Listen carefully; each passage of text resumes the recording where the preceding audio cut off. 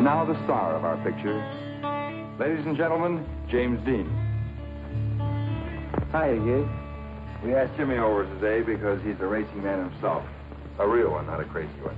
He wanted somebody to take care of Marcus, and I asked him why. And he said, well, you never know, I might not come back.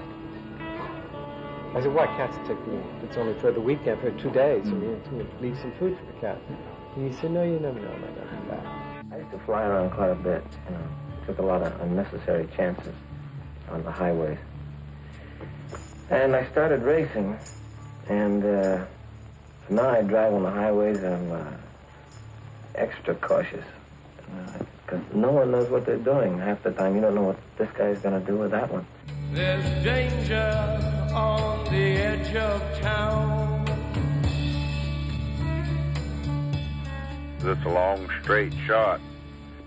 Clear from the top of the hill, clear past Cholame there. It's just a downhill shot going west, and it's real straight.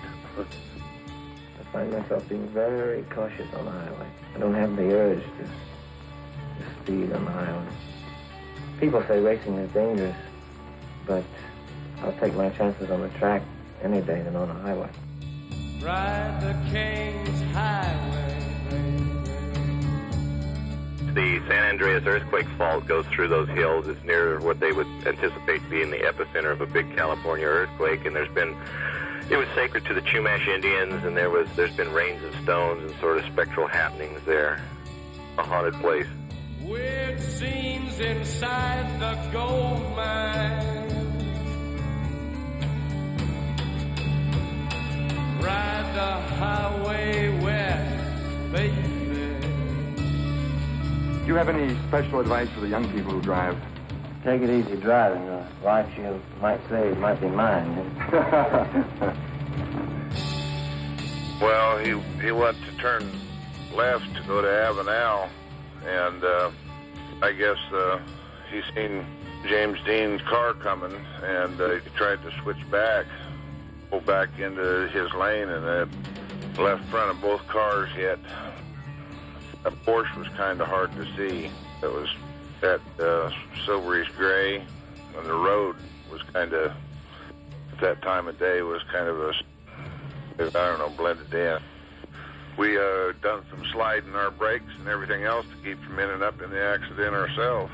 And the headlight ring of the Porsche went sailing over our car, or over our pickup, and the 49 Ford, the rear end of it, lifted up in the air, and it swung sideways and was perpendicular to the road. And James Dean's car just went airborne and done a complete 360-degree turn, as I remember it, and hit alongside the fence, the barbed wire fence, ran alongside the road.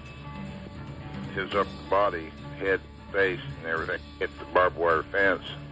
As he was laying on the ground, and he was kind of mumbling. Looked like to me he had bitten his tongue off or something. Afterwards, it dawned on me what he was saying. He was saying, "Where's Jimmy? Where's Jimmy?" The producer, I guess, came up in the station wagon pulling the car trailer, and he went running up there saying, "Oh my God, please save Jimmy, please save Jimmy." And I asked somebody, I says, who's Jimmy? He said, that's James Dean, the movie star, in the accident. I couldn't even tell who it was. It could have been a relative of mine I wouldn't have recognized, because there was so much, there was the blood mixed in with the dirt on his face, and he was slumped over the side of the car, and they went ahead and laid him on the ground. I think it was after that was when I checked for breathing or a pulse or anything. I couldn't detect anything. You believe the mechanic was actually driving the car? Yeah, my brother-in-law and I both testified that he was. It was a left-hand drive. My brother-in-law and I both described who was wearing what and where they were sitting in the car.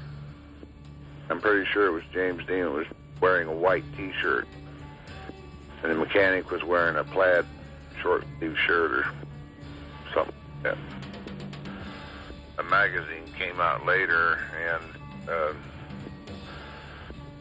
said that my brother-in-law and I both had untrained eyes, and we didn't know what we seen, that James Dean was driving. The irony of it is that they were zeroing in on whether or not Dean was wearing his glasses, as though it were Dean who didn't see turnip seeds. All I know is that the sun was going down.